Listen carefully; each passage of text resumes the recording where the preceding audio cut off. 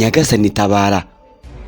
Ni inkuru mbi ikomeje kubikanganye cyane mu gihugu cy'u Rwanda, ndetse n'abayumvishe hanze y'igihugu cy'u Rwanda bakagira ubwoba. Ahangaha umukobwa yakundanye n'umuhungu, ariko biza kurangira umwaburiye ubuzima. Byagenze ute? Byatangiye ute? Ku munsi wa Saint Valentin, nawe urabyumva, n'ejo bundi umukobwa yakundanaga n'umuhungu, nuko maze umuhungu aje kureba umukobwa ngo bashe kuba abatemberana, abashe kuba yamushimisha, cyangwa se abashe kuba yagira ahantu amushana kugira ngo babashe kuba bakwishimira urukundo rwabo ndetse naho rubashe kuba rwagera. Nuko maze umusore asanga umukobwa ari kumwe n'undi muhungu.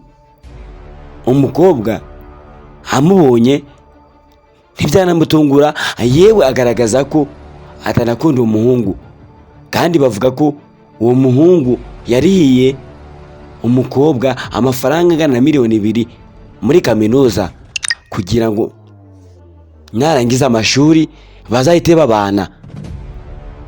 Ni Muhanga bibashe kuba byahabera.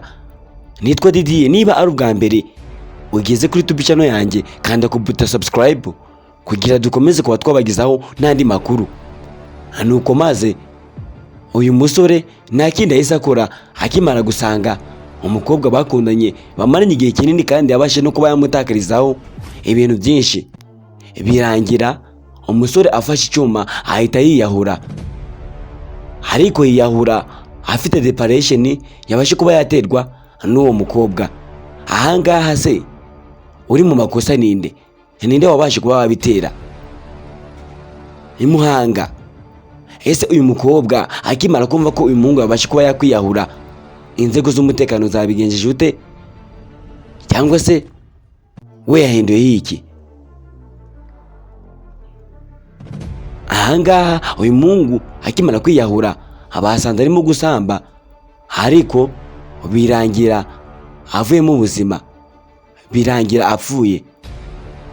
Ndabakunda cyane, mugiye mugitegereje andi makuru ndi kubakusanyiriza. Ndabashimiye kandi ko subscribe. Thank you very much. Ni Muhanga.